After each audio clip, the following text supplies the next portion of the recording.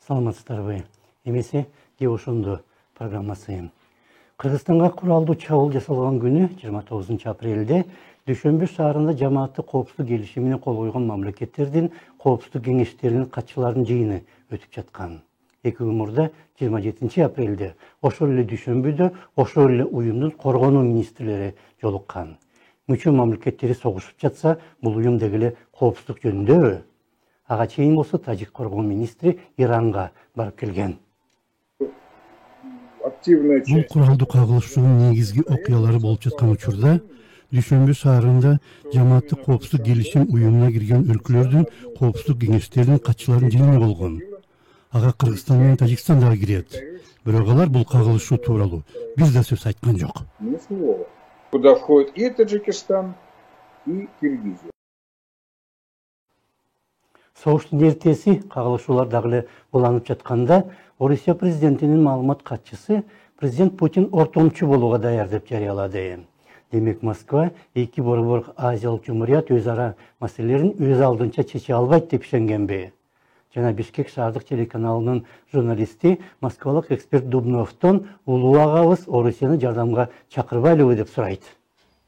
Я не думаю, что мир, который будет... Орусиянын келишүүсү менен жетишилген тынчтык, менин оюмча, борбор Азиядагы чатактарды чечпейт. Кыргыздар менен тажиктер ортосундагы мамилени оңдой албайт. Өз маселелерди силер өзүңөр чечүүгө даяр болбосуңор, Орусиядан келген тынчтык орнотуучу батальондор жардам бере албайт. Эгер эки эл ортосуна орустар келип, аларды бири-биринен ажыратып турса, силер өзүңөр Советтер Союзун кайра жаратууну каалаган болосуңар. И фактически вы сами захотите воссоздать Советский Союз.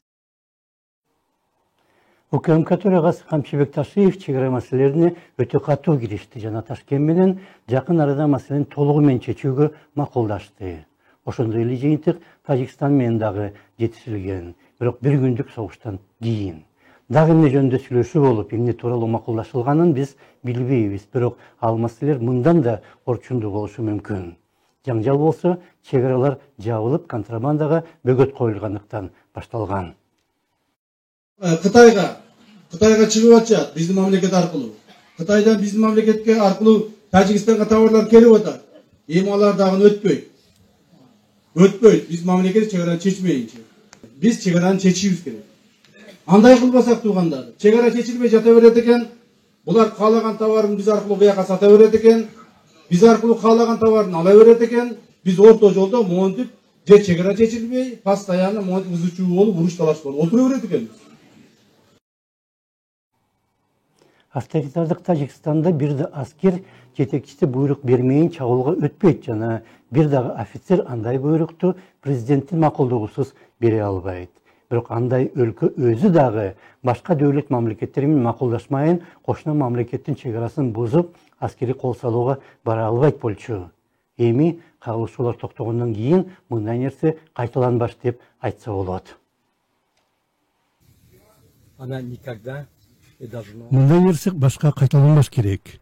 Биздин элдер бул жерде илгертен достук мамиледе жашайт. Алар ортосунда кандайдыр бир мындай нерсе башка кайталанбаш керек. Биздин элдер бул жерде илгертен достук мамиледе жашайт. Алар ортосунда кандайдыр бир нааразылыктар болгон эмес. Бардык маселелерди биз саясий жол менен, мыйзам чегинде чечүүгө тийишпиз жана биздин элдер салттуу тынчтык менен достук маанайда жашашына мүмкүнчүлүк бериш керекпиз. Мындай нерсе кайталанбаш керек болуп жана аскерлер согушка чейинки турумдарына кайтарылса, анда бул согуштун деги эле эмне кереги бар эле? Кимдин амбициясы үчүн эл кырылып, катардагы үйлөр гана эмес аскерий бөлүктөр дагы өрттөндү. Азыр айрым коомдук уюмдар бул агрессияны ООНдун коопсуздук кеңешинде талкуулап, мүмкүн эл аралык трибунал да түзүш керек дейт. Бирок бийликтин өзүнүн билгени бардай. Tacikistan tarafqa bölügün көтөрүп деп кайрылбайбыз. Биздин өзүбүз күчүбүз, мүмкүнчүлүгүбүз жетет. Өзүбүздүн мүмкүнчүлүгүбүз менен биз өзүбүздүн элибизге үйдү курабыз. Эгерде кайсы бир убакытта Тажикстан тарап ошо кылган иштерине өкүнүп жардам берем деп, то есть ошол биз ошо кылган бизге зыянчылыктарын толтуруп берем деп кайрылган болсо, биз аны карайбыз. Бирок азыркы күндө биз Тажикстандан жардам бер деп суранбайбыз. Чечкинде саясий чара көрүлбөй жатканы Кыргызстан кайсы бир башка мамлекеттин каарынан коркуп жатканынын белгиси болушу мүмкүн. Же ошондо саламатта калыңыздар.